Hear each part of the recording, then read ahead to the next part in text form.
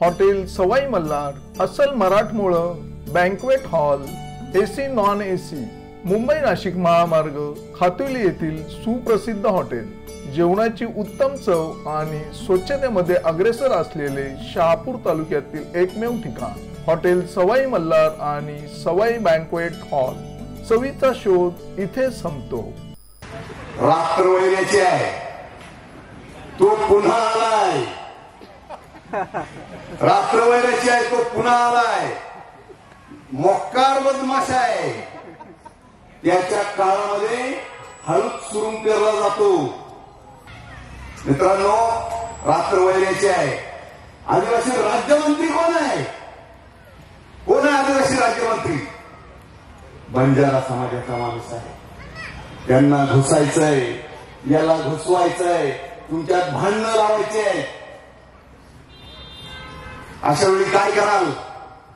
नमस्कार मी संजय भालेराव शहापूर गजालीत आपले स्वागत आहे। आणि बेबीच्या देठापासून घोषणा द्यायची आहे झाड हल्ली पाहिजेत मांडव हल्ला पाहिजे जाणाऱ्या गाड्यांना कळलं पाहिजे की आदिवासींचा प्रोग्राम आहे। जय आदिवासी मुख्याध्यापक मागे असल्यामुळे पोरांचा आवाज जास्त गेला आता मला भीती नाही की पोरं अजून मधून उठतील। आपले गायक संदीप गवारी ते गायक कमी आणि सामाजिक कार्यकर्ते किंवा संघटक जास्त आहे ते म्हणजे मी जेव्हा आलो होतो सर मला वाटतं 16 की 17 आलो होतो कोरोनाच्या आधी आलो होतो आम्ही आणि तेव्हा हे भरून गेलो होतं आज ते कमी आहे तर त्याच्या बाबतीत ही सार्वत्रिक गोष्ट झाली म्हणजे इकडे तुमच्याकडेच आहे असं नाही काही ठिकाणी वाढतायत आपले लोक काही ठिकाणी कमी होत आहेत त्याच्या कारणांचा थोडा उहापोह आपण करूया पण त्याआधी महामानवांच्या संदर्भात तुम्हाला माहिती असलं तरी इकडे ज्यांना आपण श्रद्धांजली वाहिलेली आहे त्यातील एका माणसाबद्दल मला फार माहित नाही पण 2 माणसाबद्दल बोललं पाहिजे ते म्हणजे मधुकर पिचर साहेब जी घुसखोरी होत आहे तर जवळजवळ 55 जाती आपल्यामध्ये घुसखोरी करू पाहत आहेत आणि नावात सारखेपणा असणारे असे लाखो करोडो बोगस आपल्या घुसखोरी करू पाहत आहेत आणि यांना अटकाव करणारा जो कायदा डॉक्टर गोविंद गारे साहेबांच्या मदतीनं बनवून तो विधानसभेमध्ये पास केला आणि त्यांच्यामुळे आपल्या नोकऱ्या आहेत असे मधुकर पिचर साहेब यांच्यासाठी जरा जोरदार टाळ्या झाल्या।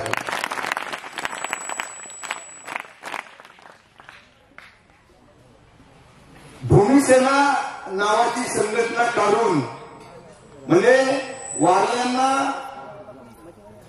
त्या वाळू उपशावर बिल्डर घेऊन जायचे अपरिमित शोषण होतं आणि प्रत्यक्ष जमातीमध्येही फार अशिक्षितपणा किंवा सालगडी घरगडी लग्नगडी म्हणून तरुणांना आयुष्य घालवायला लागायचं सासऱ्याच्या घरी तर या सगळ्यातून समाजाला बाहेर काढण्याचं काम भूमिसेनेने केलं आणि एक काळा गुटका माणूस ज्याची क्रांतीची उंची आपले जे क्रांतिकारक आहेत त्यांच्या उंची इतकी भरेल असे काळोराम काका दोधडे यांचं काम त्यांनी नंतर एकता परिषदही उभी केली आणि आज ती इंटरनॅशनल लेवलची संघटना आहे। तर असे काळू काका या काळू काकांच्या जाण्याने आणि मधुकर पिचर साहेबांच्या जाण्याने आपल्या आदिवासी समाजामध्ये अपरिमित पोकळी निर्माण झालेली ही पोकळी भरून काढण्याचं काम सर आपल्या लोकांचं आहे। आपल्याचे जे वक्ते आहेत सामाजिक कार्यकर्ते आहेत आंदोलक आहेत नेते आहेत त्यांनी या माणसांची पोकळी भरून काढली पाहिजे। आज पिचर साहेबांच्या उंचीचा नेता दिसत नाही वैचारिक दृष्ट्या एकही आमदार दिसत नाही की ज्याची उंची वैचारिकतेच्या अनुषंगानं ना काळू काका इतकी आहे ना पिचर साहेबांनी इतकी आहे तर त्याच्यामुळं काळू काकांसाठी सुद्धा त्यांना श्रद्धांजली किंवा श्रद्धांजली म्हणजे आदरांजली काळू काकांच्या कार्यासाठी पुन्हा एकदा तुम्ही जोरदार टाळ्या वाजवता।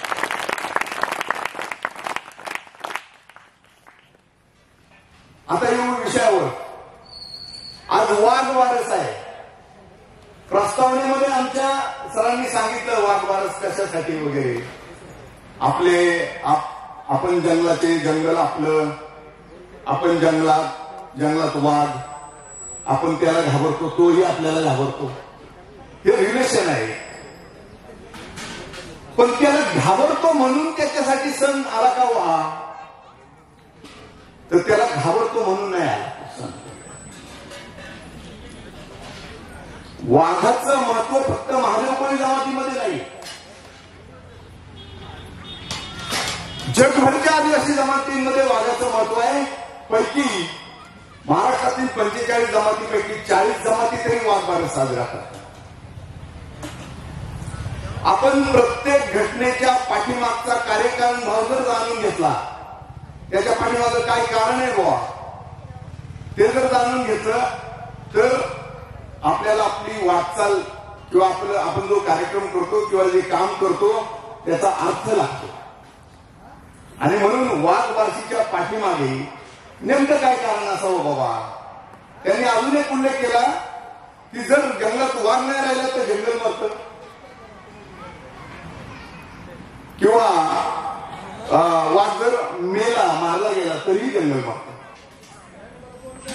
नागरी समाजामध्ये आदिवासी समाज हा वाघ आहे एक प्रकारे. जर तुमच्यातलं आदिवासी नष्ट झालं, तुमचं नागरीकरण झालं, तर आपसुकच अख्खा नागरी समाज सुद्धा हळूहळू नष्ट व्हायला लागेल. त्याच्यावर येऊच, त्याच्याबद्दल बोलायचंच आहे.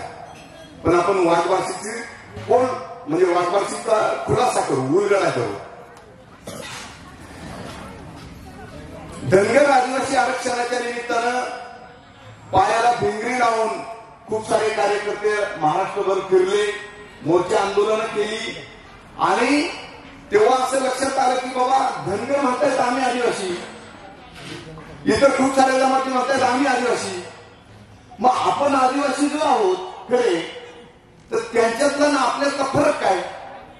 त्यांनाही दाढी मिशी आहे, त्यांनाही केस आहे, त्यांनाही 2 पाय आहेत, आपल्यालाही कान आहेत, त्यांनाही कान आहेत. फरक काय, ते तर म्हणतात आम्ही आदिवासी. मग आमची मंडळी म्हणायला लागली की बाबा त्यांचे देऊन आपले देव वेगवेगळे आहेत. ते चेक केल्यावर आपली अर्धी मंडळी जयमाला म्हणते, आमच्या कोळसा आहे खंडोबा म्हणते, आणि तेही म्हणतात. मग आता कसं काय. तर हा जो फरक शोधायचा म्हणजे आमच्या सामाजिक कार्यकर्त्यांच्या डोक्याला भुंगा लागला तो, की आपल्याला हा फरक व्यवस्थित अधोरेखित केला पाहिजे, तो व्यवस्थित टिपला पाहिजे.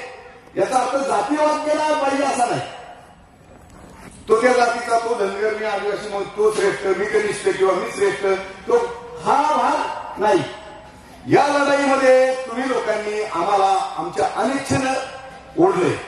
आमची इच्छा नसताना या प्रकारच्या लढाईमध्ये जर तुम्ही आम्हाला ओढलंय तर आम्हाला सांगावं लागेल आम्ही कोण.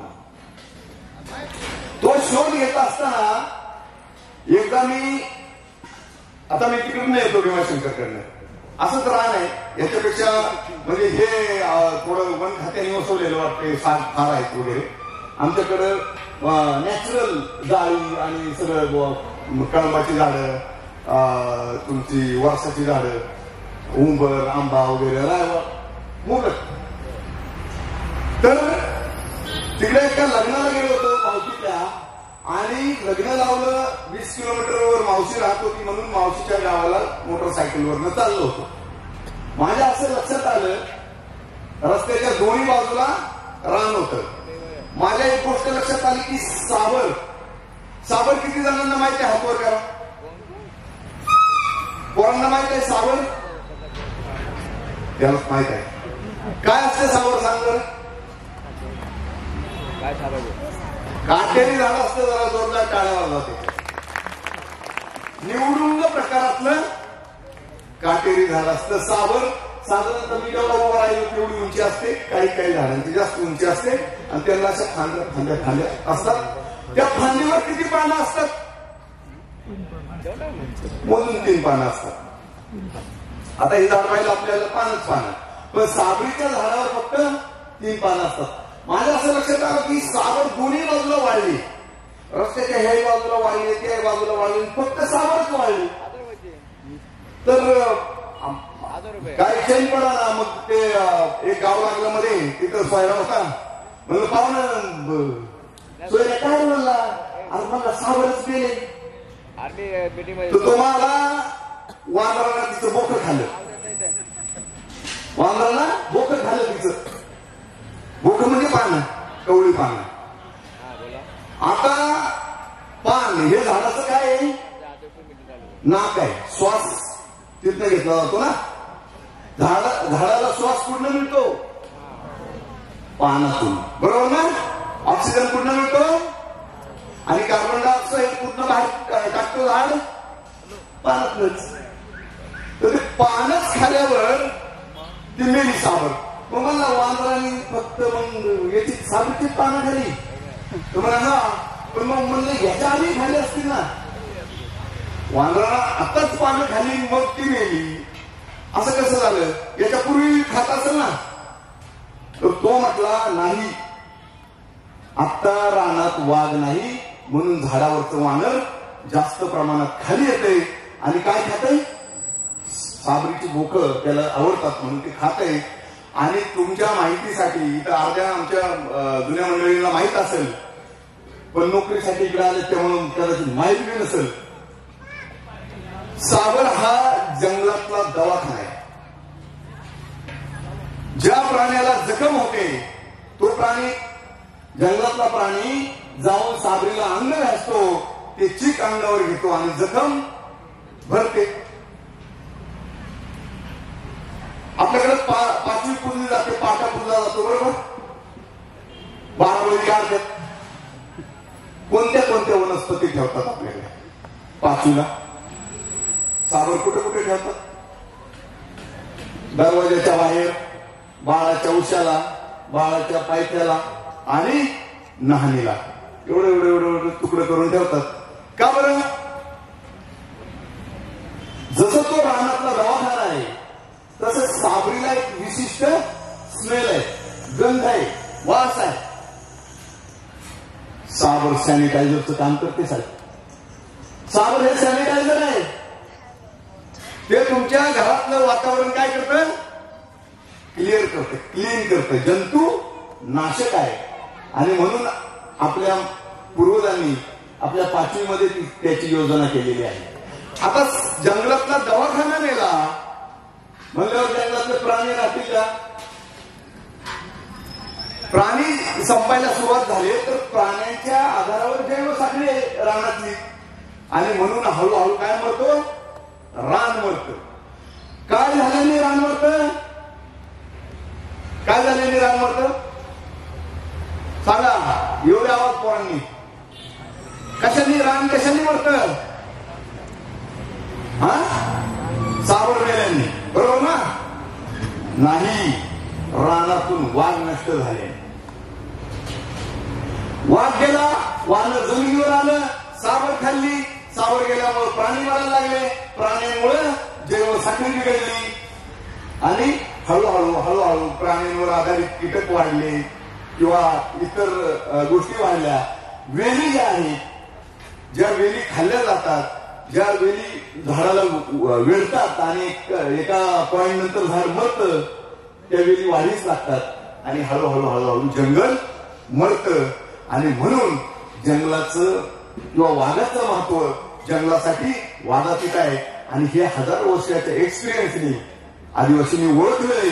आणि म्हणून आदिवासी वाघाला पूजतो की बाबा रे तू आहे म्हणून नाही. ज्या रानात वाघ दिसला, आमचे आलेपल्ले सांगतात, ते शुभ मानलं जायचं. ज्या रानात वाघ आहे ते हरभरं रान राहतं, भरलेलं राहतं. आणि ज्या रानातून वाघ गेला ते रान मरतं आणि हळूहळू मग रोगराई वाढीस लागते आणि माणसाच्या नाशाकडे आपण जातो. असो तर कळलं सगळ्यांना वाघवारस का. जसं वसुबारस केली जाते बघा, लक्षात ठेवा, गाय ही कुणाची देवी आहे, हिंदूंचं दैवत आहे ना.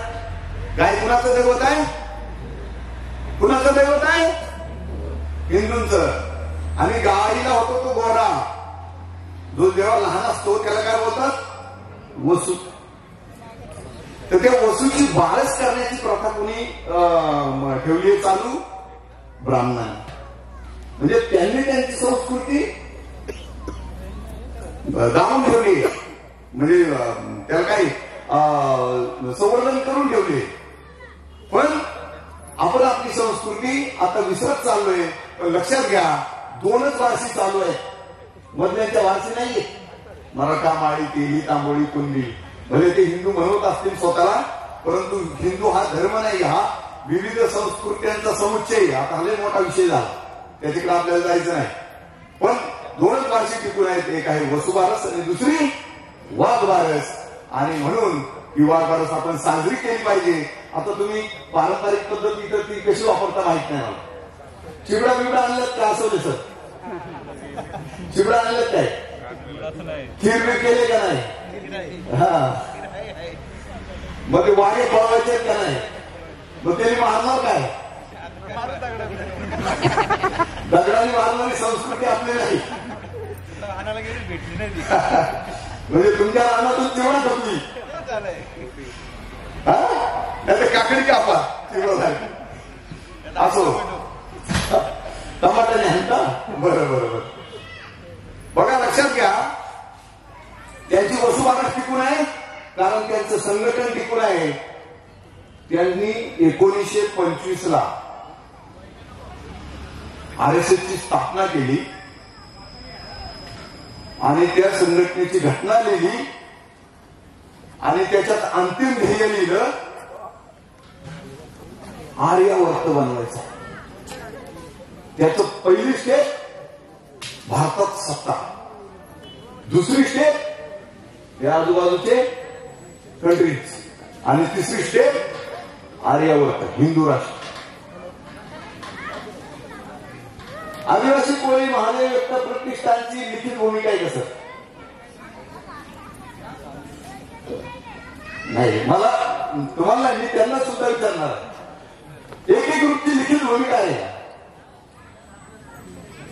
सरपंच मंडळी, तुमचं जे कामकाज चालतंय आहे का नाही, आज ग्रामसभा झाली, एवढे ठराव झाले की नंतर दुसऱ्या ग्रामसभेला पद्धत काय, मागच्या ग्रामसभेमध्ये झालेल्या कामांचा आढावा घेऊन नंतर नवीन कामात सर्वांना माहिती. आमच्या संघटनेचा कार्यक्रम झाल्यावर त्याची समीक्षा होत नाही. काय बरोबर, काय चुकलं, काय लोक आले नाही, किती आले, कसे आले, कोणी काय केलं, कोण कमी पडलं, समीक्षा होत नाही. लेखाजोखा ठेवला जात नाही. 35 वर्ष झाले आमच्या याला आदिवासी कृती समितीला एकच अध्यक्ष. तो मरायला लागला, त्याचा पाय उठवायला लागला, तोच अध्यक्ष. 10-12 सभासदांच्या वर संख्या जात नाही. आज जगामध्ये RSS सगळ्यात मोठं संघटन. नाविलाजानं ते उदाहरण द्यावं लागते, नाविलाजानं. पण आदिवासी एकता परिषद नावाचं आपल्याकडे आशेचा किरण आहे, की जी अतिशय दैदिप्यमान संघटना आहे आणि तिचं ठोसपणे काम चालतंय. त्याचा आढावा, त्याचं संमेलन आहे जानेवारीमध्ये, 13, 14, 15 जानेवारी साक्री धुळ्याला संमेलन आहे. ज्या ज्या सामाजिक कार्यकर्त्यांना, ज्यांना असं वाटतं की समाजाप्रती मला काहीतरी करायचं आहे, त्यांनी एकदा ते संमेलन अटेंड करावं. सांगायचा मुद्दा काय, संस्कृती आणि संघटन. संघटनच नसेल, संस्कृती संवर्धन होत नाही. मगाशी आमचे भांगरे साहेब बोलत होते, त्यांना कुणीतरी विचारलं, एवढं सगळं घरी आलं म्हणे, म्हणजे जोडीने आलं असतं तर गमत संख्या झाली असती. म्हणे नाही, विश्रांती घेतात, विश्रांती घेतात. रात्र वैऱ्याची आहे, तो पुन्हा आलाय. रात्र वैऱ्याची आहे, तो पुन्हा आलाय. मोक्कार बदमाश आहे, त्याच्या काळामध्ये हळूच सुरून पेरला जातो. त्यांनी आदिवासी मंत्री कुणाला गेला माहिती काय, पोपट, पपेट, की जो त्याच्या एका इशाऱ्यावर चालेल. आदिवासी मंत्रालय आदिवासी मंत्री चालवत नाही. आदिवासी मंत्री तोच होता. त्याच्यानंतर आदिवासी मंत्री इतका ठोस झाला नाही. मित्रांनो, रात्र वैराची आहे. आदिवासी राज्यमंत्री कोण आहे? कोण आहे आदिवासी राज्यमंत्री? बंजारा समाजाचा माणूस आहे. त्यांना घुसायचंय, याला घुसवायचंय, तुमच्यात भांडणं लावायचे आहे. अशा वेळी काय कराल? एवढ्याने काम जमणार आहे का? एवढ्याने काम जमणार आहे? मग कुठे आहेत तुमच्या लिखित भूमिका? कुठे आहेत तुमच्या कामकाजाचा लेखाजोखा? कुठे आहेत तुमच्या संघटनेचं इलेक्शन? कुठे आहे अंतिम ध्येय? कुठे आहे वाटचाल, रोडमॅप, कृती कार्यक्रम? कुठे आहेत तुमची वाचनालय, ग्रंथालय? कुठे आहेत तुमच्या वक्तृत्व स्पर्धा तरुणांसाठी, पोरांसाठी? कसे घडणार वक्ते? कसं घडणार संघटन? संघटना चालतं कशी याच्यावर सांगायलाच कोण नाही, बोलायलाच कोण नाही, मांडताच येत नाही. ह्या गोष्टी सगळ्यांनी, सगळ्या जे संघटक आहेत तिथे बसलेले, या सगळ्या सरपंचांना सांगतो, देशामध्ये किती 5% निधी येतो ना, पहिल्या जूट लायब्ररी काढा. त्याच पैशातनं सन्माननीय बक्षीस ठेवून वक्तृत्व स्पर्धा सुरू करा गावामध्ये. पहिलं बक्षीस 1 लाख असायला पाहिजे, तर पोरं लायब्ररीकडे होती, नाही तर पोरं लायब्ररीकडे जाणार. 5 वर्षापूर्वी साहेब आम्ही हेच सांगत होतो, पण हे नव्हतं सांगत की ते रन कसं होता. लोकांनी घराघर लायब्ररी काढल्या आणि ती पुस्तकं धुळ खात पडत आहे. धुळच खाणार. त्याचा कृती कार्यक्रम द्यायला पाहिजे. तुमच्या हातात निधी आहे, तुमच्या हातात निर्णय क्षमता आहे का? तुम्ही ग्रामसेवकाची बॅग घेऊन त्याच्या पाठीमागे चालता? नाही ना.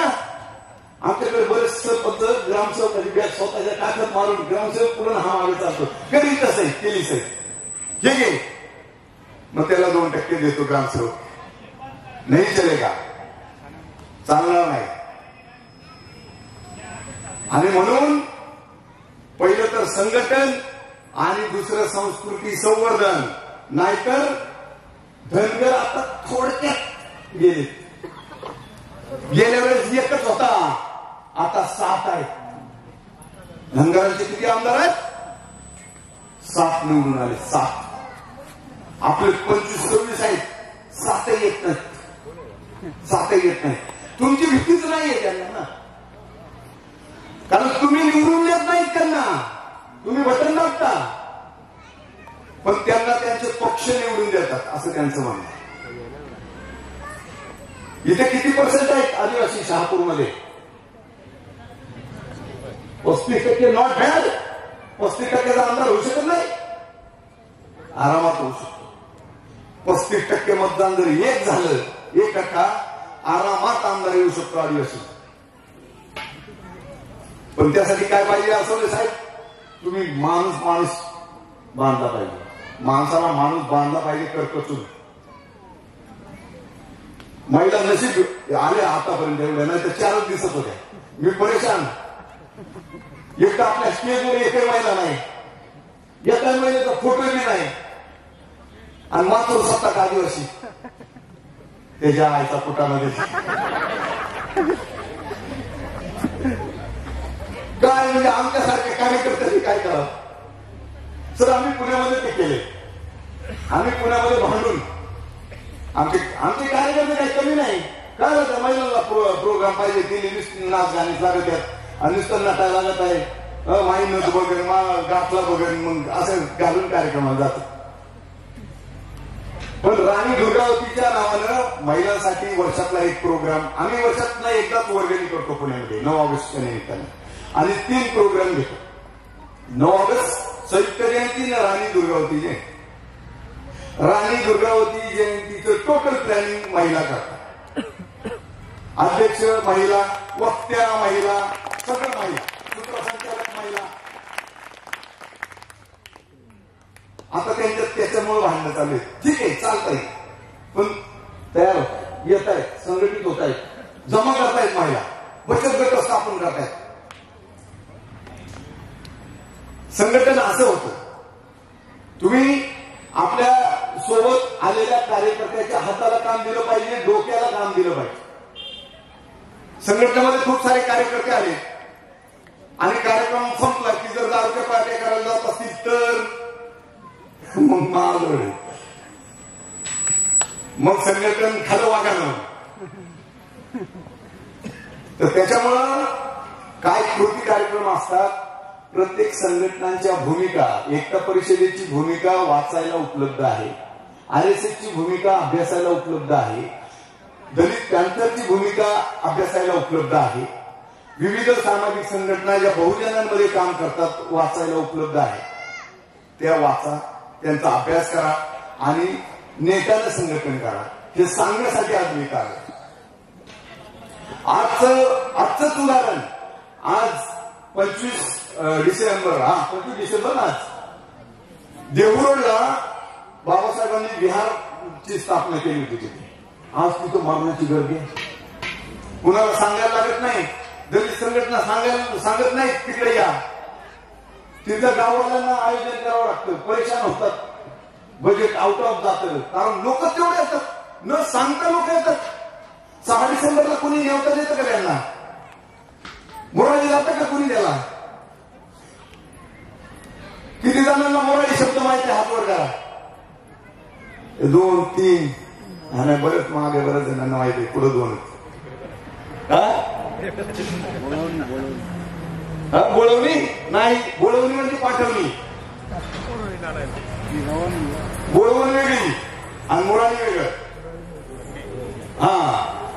सासू वासनीला जायला भाऊ, आणायला भाऊ जातो ना, त्याला मोराळी गेला म्हणतात. किती जणांना खऊर माहिती आहे? खऊर, खऊर, खऊर नाही माहिती बाबू. पण मावळी बोली डांगारीकडे नाही वा. खऊर म्हणजे दसक्रिया. आपल्या भाषेतले खूप सारे म्हणजे भाषेत लोप पावली. संस्कृती संवर्धन करणं म्हणजे फक्त नाचगाणी करणं किंवा याला घालणं हे नाही, किंवा बाबा वादबारा साजरी करणं हे नाही. भाषेचंही संवर्धन करायला पाहिजे. भाषा कधीच मागास नसते. कुठलीही भाषा कुठल्याही ऍक्सेंट मध्ये बोलली गेली, कुठल्याही उच्चारामध्ये बोलली गेली तरी ती मागास नसते, कारण माणूस त्यातनं चांगला व्यक्त होतो. सकाळी आल्यापासून मी ते आपले काकांकडे काम करतात ना, मी त्यांना ऐकत होतो, त्यांचं मस्त टोन टिकून ऐकत. तर आपली भाषा बोलत चला, आपल्या एकमेकांशी बोलत चला. ती टिकली तर शेजाऱ्याला कळेल आपला आहे. आपल्या कंडक्टर लगेच लक्षात येतात बघा, बसून जाताना त्यांनी फक्त तोंड उघडायला पाहिजे, तो लगेच लक्षात येतो. तर त्याच्यामुळं भाषा संवर्धन आहे, संघटनात्मक एज्युकेशन आहे, स्त्रियांचं संघटन आहे आणि सामाजिक संघटनेबरोबर राजकीय संघटन बी फार गरजेचं आहे. जे वाटसाहेब करून राहिले, त्यांनी जेव्हा 4 सरपंचांना वर बोलवलं, बस म्हटलं यांना लय भविष्य आहे, लय भविष्य आहे. नाहीतर मग हा सरपंच उद्याला डोईदर होईल काय, त्याला बोलायचं, त्याला असं आविर्भाव हे छान आहे. ठीक आहे, पुढे जाऊ. माझ्यानंतर वक्ते बोलायचे. ज्यांना ज्यांना आपली कुळसाई माहिती आहे त्यांनी हात वर करा. कुळसाई, कुलदैवत, तो हात वर केला का मी तुला उभी केली, माहित आहे तुला? लगेच मागे बघायला लागली. ज्यांना ज्यांना आपली कुळसाई माहिती आहे हात वर करा. ते दाढीवाले. कळमदाई, टाळ्यावाला नाही. काय कळमदाई म्हणजे? अयोध्या नाही, कळमदाई म्हणजे माहिती. उदाहरण सांगतो. आपल्याकडे वारली जमात आहे. वारली जमातीमध्ये कंसर आहे. कंसरा म्हणजे काय हो? नागली. मागून आवाज आला. कंसराचं टोटेम काय आहे? कुलचिन्ह नागली. आणि नारनदेव आहे. नारनदेव ही पर्जन्य देवता आहे, पावसाची देवता आहे. तिथं टोटेम आहे म्हणजे कुलचिन्ह आहे बांबू, जशी ढाल लागली पाण्याची. तिथं टोटेम काय आहे? नारायणदेवाचं बांबू. आणि हिरवा देव आहे, हे मेन देव आहे त्यांचे, कंसाळा, नारायणदेव आणि हिरवा देव. हिरवा देवाशिवाय त्यांचं होत नाही. हिरवा देवाचा समारंभ दरवर्षी ज्या घरामध्ये केला जातो त्या माणसाला मोराला मारायची मुभा नसते. तो आयुष्यात मोर मारत नाही. तर मोर हे काय आहे? हिरव्या देवाचं टोटेम आहे. तसं कळून जायचं काय टोटेम? हा कळंबाचं झाड. बरं काय वाजलं त्यांच्या झाड? काय आहे? कळंबाचं झाड आहे. इथल्या एकाही पोराला माहित नाही, इकडच्या एकाही महिलेला माहित नाही, म्हणजे आपले देवच माहित नाही मुळात. त्यांना विचार साईबाबा माहिती आहे का? ज्यांना साईबाबा माहिती हात वर करा. एक तुम्ही आदिवासींचे जे देव आहेत ते स्वर्गात नाहीत, ते नरकात नाहीत, ते जमिनीवर आहेत आणि ते माणूस नाहीत. आदिवासीचा देव माणूस नाही. आदिवासीचा देव आहे पक्षी, आदिवासीचा देव आहे प्राणी, आदिवासीचा देव आहे वनस्पती. ज्यांची कुळसाई वरसुबाई आहे त्यांनी हातवर करा. उंबऱ्या, हा त्याला काय म्हणतात तिकडे? आमच्याकडे औदुंबरेश्वर म्हणायला लागले आता. दिली खाला वागा ना दिली चांगला उंबरे औदुंबरेश्वर.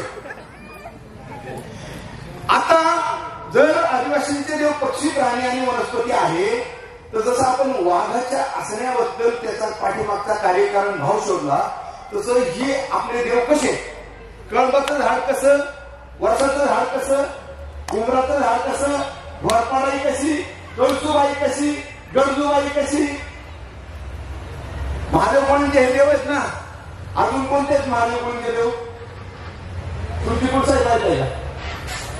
कळसुबाई तुमची रानाई, नावातच रान आहे. आमच्याकडे वनदेवडी आहे. अख्खं जिथं जिथं आदिवासी राहतो तिथं वाघाच्या ठिपक्या, अंगावर जशी ठिपक्या असतात तशी जंगल वाढवली. त्याला म्हणतात वनराई, देवराई, आपल्याकडे म्हणतात बन. भूतकाळामध्ये जेव्हा महादेव कोळी जमात संकटात होती, संकट वेगवेगळ्या प्रकारचे असतात. नॉट ओनली महादेव कोळी, जगभरातला कुठलाही आदिवासी पहिले शेतीचा जोपर्यंत शोध नव्हता लागला तेव्हा पक्षी, प्राणी किंवा वनस्पती, फळ, कंदमुळे, मासे याच्यावर आपली गुजराण व्हायची. पोरांना बोर होते का रे? हा मग पक्का बोर होते. काय लय वरचा बोलतो, खालचा बोलतच नाही. तर पूर्वी जेव्हा शेतीचा शोध लागला नव्हता तेव्हा रानावर, जंगलावर, पक्ष्यावर, प्राण्यावर निर्भर होते लोक. आणि ज्या परिसरामध्ये जी गोष्ट मुबलक मिळायची त्याच्यावर गुजराण करायचे. म्हणजे आपली उत्पत्ती त्याच पक्षी, प्राणी किंवा वनस्पती पासून आहे असा त्याचा अर्थ लागतो. हे अँथ्रोपॉलॉजिस्ट म्हणतात. मी नाही म्हणत. बाबासाहेबांचे टीचर अलेक्झांडर गोल्डनवायझर, ज्यांचं टोटेमिझम नावाचं पुस्तक आहे, माझं पुढच्या महिन्यात येते. अलेक्झांडर गोल्डनवायझर, डुर्किम, जेम्स फ्रेजर, भारतातला रॉय किंवा रामचंद्र गुहा यासारख्या अँथ्रोपॉलॉजिस्टनी याचा शोध घेतला. पण त्याच्याही आधी म्हणजे आपल्याला तो ऑलरेडी आपण तो जगतोय. निसर्गवाद म्हणजे काय? तर ज्याची ज्याची कुळसाई कळमदाई, ज्याची कुळसाई वरसुबाई, ते वरस तोडतात का? कळम. ज्याची कुळसाई कळमदाई आहे त्यांनी आयुष्यात कळंबावर कोयता चालवायचा नाही. घरी जाऊन सगळ्यांनी सांगा कळंबाचं झाड तोडायचं नाही. कळंबाचं झाड तरी माहित आहे का? नाही, ते नाही माहित. बघून घ्या. भीमाशंकरला एकदा जाऊन या. थोडं गाडी लावायचं, लय पैसे पडतील. आणि भीमाशंकरला गेलं त्या देवळात जाण्याऐवजी कळंबाचं झाड दाखवा म्हणावं. कळम, वरस आणि उंबर थोड्याफार फरकानं सारखे दिसतात. त्याच्या पानाची ठेवण, त्याचं ऑक्सिजन देण्याचं प्रमाण हे जास्त आहे. आता मी म्हटलं की ज्या पक्षी प्राणी किंवा वनस्पतीवर आपली गुजरण होत होती ते आपलं टोटेम होतं. मग आपण काय वरस खात होतो का उंबर खातो? नाही. आपल्याकडं आपण डोंगरावरती जमा पाण्याची टिपवण फार आहे. टिपवण हा शब्द कुणाला माहित आहे? टिपवण बरेच जणांना माहित आहे. वाटीनं पाणी भरलं असेल आणि हिंदूचा दाखला घेऊन गेले की जात पडताना वाळांनी तुमच्या डोंगरावर लात मारली समजायची. तुमचं सर्टिफिकेट डब्यात. कारण तुम्ही हिंदू नाही, तुम्ही ख्रिश्चन नाही, तुम्ही मुस्लिम नाही, तुम्ही निसर्गवादी आहात, निसर्ग पूजक आहात. आणि त्याच्यामुळं काय सांगत होतो मी आता की ब्राह्मणांचं जे कुळ आहे ते 7 ऋषींवर नाही. जमदग्नी आहे, तो भारद्वाज आहे, काय व्यास आहे, वगैरे वगैरे वगैरे. आणि एकच आहे काश्यप, जो बहुजन होता. त्याच्यामुळे आपल्यापैकी कुणी पत्रिका बघायला गेली की त्याला जोड काश्यप गोत्राचा, मराठ्यांचा गेला तरी काश्यप गोत्राचा, माळ्याचा गेला तरी काश्यप गोत्राचा, आदिवासी गेला तरी काश्यप गोत्रा. पण त्याचा माणूस गेला ते बघतात कुलकर्णी का, मग तो काही ह्या गोत्राचा, मग तो देशपांडे का, तो याचा, देसाई याचा. ब्राह्मणांचं गोत्र 7व्या पिढीमध्ये बदलतं. ब्राह्मणांचं गोत्र 7व्या पिढीमध्ये बदलतं. बहुजन जातींची जी गोत्र आहे, कुळं आहे, 96 कुळी, 92 कुळी, 93 कुळी वगैरे वगैरे वगैरे. त्यांची कुळं पुराण पुरुषाच्या नावानं असतात किंवा जमिनीच्या नावानं असतात आणि तीही 7व्या पिढीत बदलतात. एकमेव आदिवासी असा आहे की ज्याचं कुळ कधीच बदलत नाही. तुम्ही वसुबाईच्या कुळाच्या आहात ना, तुमच्या नाता पंतापर्यंत कुठं 1000 पिढ्या हो, तुमचं गुण वर्षाच, कळंबच, उमराच, घोरपडायच. आसवले हे नाव सुद्धा अस्वल कुळावरून आहे. हिरवे कुळावरून आहे. झाडे, घोडे, बाबा ते हिंदू धर्मात एवढी चिकण्या देवी आहेत. 4 हातावाल्या, प्रत्येक तिरसूळ घेतलाय, याव घेतलाय, त्याव घेतलाय. आणि मग गुरुवार धरतात आणि ते 4 गुरुवार. पण 4 गुरुवार जर तुमच्याकडे पाहिले लोकांनी तर तुमची जात गेली समजायची. तुमचा सर्टिफिकेट गेला, पोराची नोकरी गेली, योजना गेल्या, ताडपत्र्या, पायपा, सगळा बोंबा. 4 गुरुवार हे आपलं नाही. कारण ती देवीच आपली नाही ना. तिची पुस्तकं छापून करोडपती झाला म्हणून आणि तुम्ही वाटीत आहे पुस्तकात, पण त्या पुस्तकाचं किती काळ ते माहीत नाही. दरवर्षी आरती करतात, 4 गुरुवार करतात, एकही करोडपती झाले नाही. का झाल्या? कसली देवता आहे ते वाचल्या. मग ते काय मिळतं, धनलाभ होतो ना, काहीतरी आहे ना असं लालूच दाखवले. त्यापेक्षा झाडे लावा, बड्डेला झाडे लावा, लग्नामध्ये झाडे लावा, कुणाला भेट द्यायला झाड भेट द्या, पुस्तक भेट द्या. मला सांगायचं हे आहे की आपली लोक तिकडे अट्रॅक्ट का होतात? कारण आपल्या लोकांना, आपल्या तरुणांना, आपल्या महिलांना वाटतं की आपलं काही नाहीये. पण लक्षात घ्या, तुम्ही कोण आहात? कोरोना आला, सगळ्यांचे देव बंद, सगळ्यांच्या देवांची दारं बंद, कुंभमेळा बंद, वारी बंद, सगळे कुलपा, जायला बंद. भगत जात नव्हता देवाला, भगत घाबरायला लागला देवाला जायला, लोकांनी जात नव्हती. पण एकमेव आदिवासी होता तो मुक्त फिरत होता, मुक्त फिरत होता. सगळ्यात कमी जर फटका कोरोनाचा कुणाला बसला असेल तर कुणाला बसला? आणि कोरोनात सगळ्यात परिणामकारक औषध कुठं होतं? कुणाला माहिती? हातवर करा. इकडून आवाज येतोय. हा,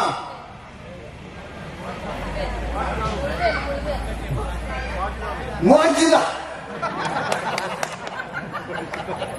सॅनिटायझर. पण मोहाची दारू तर सरकार सगळ्यांना नाही पुरवू शकत. तुमच्याकडे मोह आहे, तुम्ही वाचले. पुण्याला कुठं मोह होता आवाज, पण आमची ह्युमॅनिटी पॉवर एवढी होती. जेवण आहे मागे, स्वयंपाक होता आलाय, तर त्याच्यामुळे जरा दिल्लीच्या गेटापासून जरा घोषणा द्या, आवाज येऊ द्या. वाघांचा कार्यक्रम आहे राव, है ना, वाघवारसीचा कार्यक्रम आहे. वाघिणी बसल्या तिकडे, इकडे वाघ माग उभ्या असलेल्या सगळ्या मंडळींनी पुढे येऊन बसायचं आहे. चटई तुमच्यासाठी टाकलेली आहे. ताज्या घडामोडींसाठी पाहत राहा शहापूर गजाली. धन्यवाद.